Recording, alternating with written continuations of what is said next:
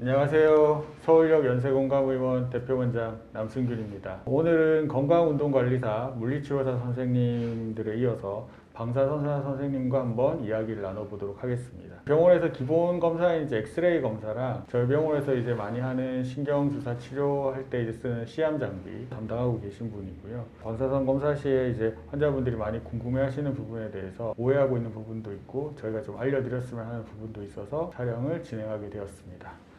이분도 제가 공직위 시절 때부터 알고 지내던 분이고 괜찮은 분이라고 생각해서 이렇게 같이 일하게 되었습니다. 현재는 방사선사 일 외에 지금 촬영하고 있는 이제 통증백과사전 유튜브 촬영과 편집을 담당하고 계십니다. 인사 나누겠습니다. 안녕하십니까? 안녕하세요. 방사선사 김세광입니다. 늘 저희가 이제 하는 질문이죠. 병원에서 일하다 보면 이제 힘든 점 있잖아요. 방사선사로서 일하면서 이제 힘든 점 있으실까요? 병원마다 차이는 있겠지만 장비들이 고가이고 경량화가 아무리 많이 됐다고는 하지만 무거운 경우가 많아서 다루는데 굉장히 조심스럽고 다루는 과정에서 저희한테도 굉장히 부하를 많이 줘서 체력적으로도 많이 힘들고 관절에도 무리가 많이 가는 게 사실인데 잘 티가 안 납니다. 티가 안 난다는 게 굉장히 힘든 사실이고 부득이하게 피폭을 같이 받는 경우가 있다 보니까 조금 영향을 많이 받는 경우도 있습니다. 개인적으로는 뭐 어떤 증상이 있으신가요? 저 같은 경우는 안구건조증이나 충혈이 된다거나 자주 겪는 편입니다.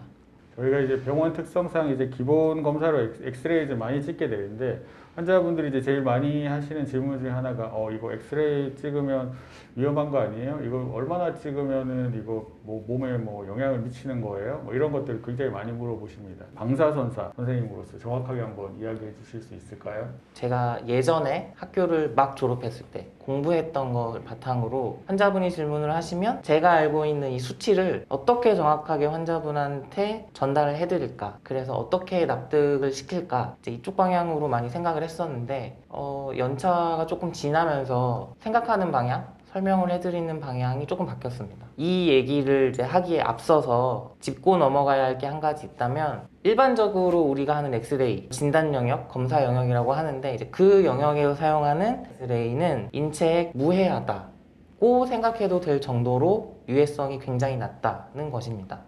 저보다 더 전문적인 기관들에서 쭉 연구되어 왔던 데이터를 바탕으로 지침들이 있는데 그것들을 제가 방금 말씀드린 주장에 근거로 삼고자 합니다.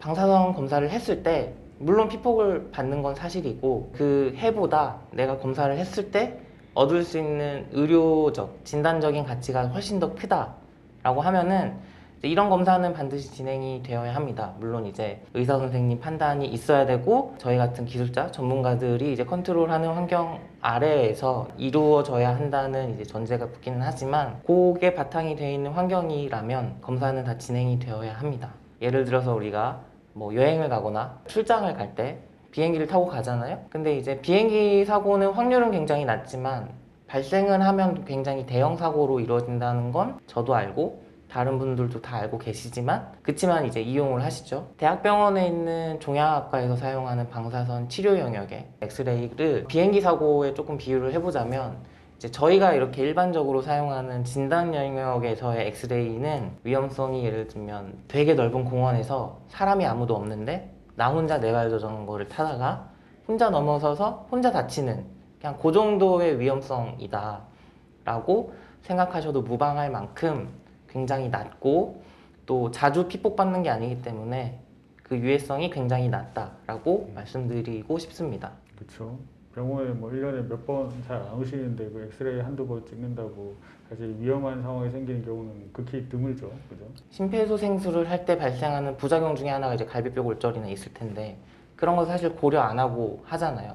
뼈가 부서질 정도로 해야 이제 소생술이 되는 거고 어떤 임산부 환자가 왔을 때 무조건 CT를 검사를 해야겠다라는 상황이 생기면 그때는 또 어쩔 수 없이 해야 되는 게 또 맞는 거잖아요. 그러니까 상황에 따라서 결정을 하는 거예요. 근데 이게 뭐 앞에서 말씀하신 것처럼 이제 엑스레이 찍어서 얻을 수 있는 결과에 의한 이제 의학적 이득이 그 환자분이 이제 피폭받으면서 발생할 수 있는 그런 위험성보다 더 크다면 당연히 이제 시행을 해야 되는 거죠.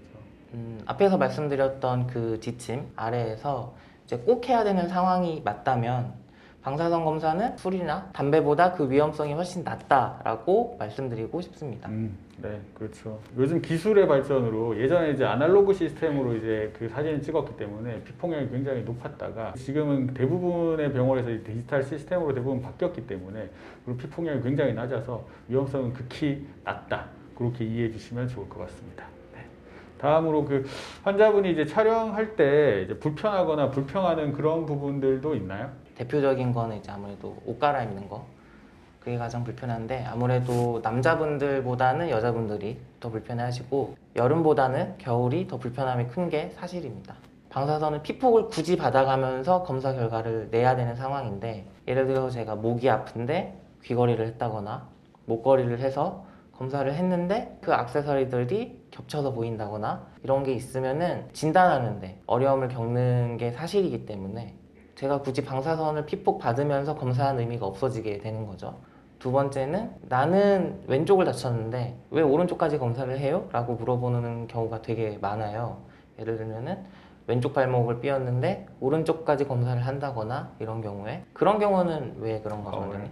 소아의 경우에는 성장이 끝나지 않으면 이제 성장판 때문에 그거는 확실히 이제 성장판이랑 이제 골절 부위랑 겹치면 알 수 없는 경우가 많기 때문에 그거는 일반적으로 양측으로 검사하는 게 이제 기본적인 원칙입니다.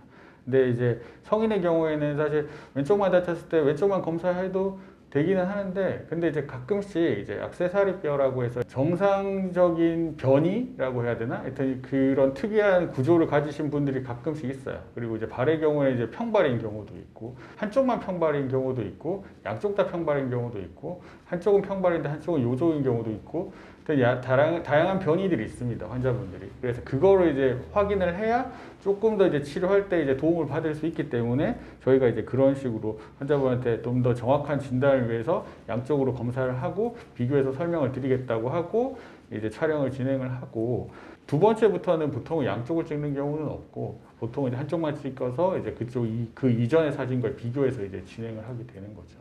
외상이 있는 경우, 외부에서 충격이 굉장히 심하게 온 경우, 이제 응급실에서는 의심되는 부위를 다 검사하다 보면은 이제 전신을 다 하는 경우도 있잖아요. 그런 경우에 대해서 조금 설명을. 네.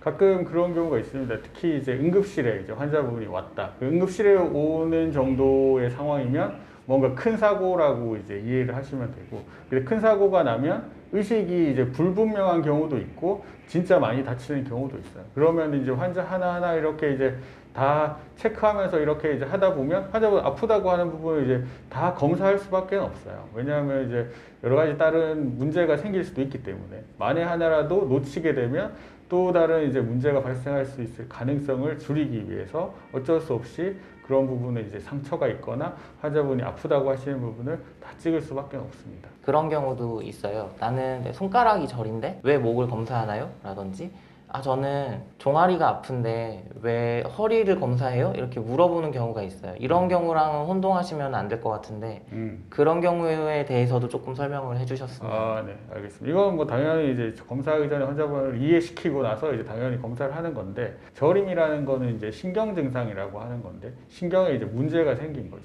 그리고 어딘가에서 눌렸을 수도 있고 뭐 손상을 입었을 수도 있는 거죠. 신경이 어딘가에서 눌렸다는 거는 이제 그러면 이제 그걸 확인하기 위해서 저희가 이제 진료실에서 문제 부위를 확인하고 목에서 디스크나 협착이나 문제가 있어가지고 아픈 걸로 판단이 된다.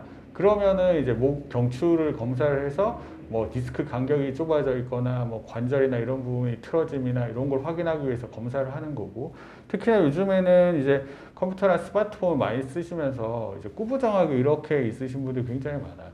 그러면 이제 흉곽 출구증후군이라고 해서 목에서 이제 흉곽을 따라서 이제 신경이 팔 쪽으로 이제 내려가게 되는데 그 부분에 이제 근육들이 신경을 눌러서 저린 경우도 있습니다. 그러면은 그 거북목이나 일자목 때문에 그리고 이제 라운드 숄더라고 해서 어깨가 말려서 그런 거기 때문에 그런 걸 확인하려면 결국은 이제 전신 엑스레이나 목 쪽의 엑스레이나 뭐 허리 쪽 엑스레이나 그런 부분을 확인할 수밖에 없는 거죠. 검사 결과는 다 확인을 하시나요? 당연히 확인 다 하고 환자분한테 뭐 사진 진짜 뭐 여러 장 찍어서 이제 환자분한테 하나하나 다 보여드리면서 이제 설명하는 경우도 있고 근데 이제 좀 뭐 의미 없는 사진을 굳이 설명할 이유가 별로 없기 때문에 의미 있는 사진만 몇 장 이제 환자분한테 보여주면서 아 이런 상황이라서 환자분이 이렇게 아프다 그렇게 이제 설명드리는 경우가 이제 대부분인 거죠. 네. 검사를 했는데도 설명하기에는 의미가 없는 사진. 그렇죠. 그런 부분들이 있죠. 정면 사진, 측면 사진, 반측면 사진 이렇게 이제 사진을 찍어야 정확하게 이제 저희가 원하는 부분을 확인할 수 있기 때문에 여러 장을 찍는 거고 그런 부분을 좀 이해해 주셨으면 좋겠습니다. 마지막으로 그러면 이제 뭐 방사선사로서 환자분들한테 아 이런 부분은 조금 이해해주고 뭐 이렇게 이런 부분은 좀 알아주셨으면 좋겠다 하는 그런 부분들 있으실까요? 저도 이제 얼마 전에 다른 병원에 갔었는데 기다리는 시간이 굉장히 길게 느껴지더라고요. 이제 저는 병원에서 일을 하니까 그래도 조금 더 이해하고 기다리는 편이긴 하지만 환자 입장이 되면은 또 이제 일할 때 입장이라는 조금 다른 게 사실은 있는 것 같기는 합니다. 근데 이제 일부러 환자분들을 대기시키는 게 아니라는 점 요거를 조금 알아주셨으면 좋겠고 그리고 사실 저희 방사선사들이 생각보다 굉장히 많은 분야에서 환자분들이랑 이제 접점을 가지게 되는데요. 다른 의료직이나 다른 의료기술직에 비해서 환자분들과 마주하는 시간이 굉장히 짧고 길더라도 분리되어 있는 경우가 되게 많아서 궁금한 게 있으면 언제든지 물어봐 주시면 좋을 것 같습니다. 이제 추워지거나 눈이나 비가 많이 오면은 넘어져서 오는 분들이 굉장히 많은데 또 추워지잖아요. 이제 건강 유의하셨으면 좋겠고 한 번 다치면 되게 오래 가니까 꼭 조심하면서 다니셨으면 좋겠습니다. 늘 말씀드리지만 그 아프다는 거, 통증이라는 거는 몸에서 주는 신호입니다. 그러니까 신호가 이제 노란불이 켜졌을 때 잠깐 멈추고 이제 치료를 하면 훨씬 이제 빨리 좋아질 수 있는데 신호가 이제 빨간불로 변해버리면 무조건 멈춰야 되는 거고 그 멈추면 일상이 무너지는 겁니다. 그러면 조금 더 오랫동안 치료를 해야 되고 좀 더 이제 비용이나 이런 여러 가지 면에서 이제 가성비가 별로 안 좋은 거죠. 그러니까 조금 아플 때 치료하는 게 훨씬 더 좋고 몸에서 신호를 주는 거를 놓치지 마십시오. 네, 이상입니다. 통증 공감하는 만큼 모입니다. 지금까지 서울역 연세공감의원 남승균 김재광이었습니다. 네, 감사합니다. 감사합니다.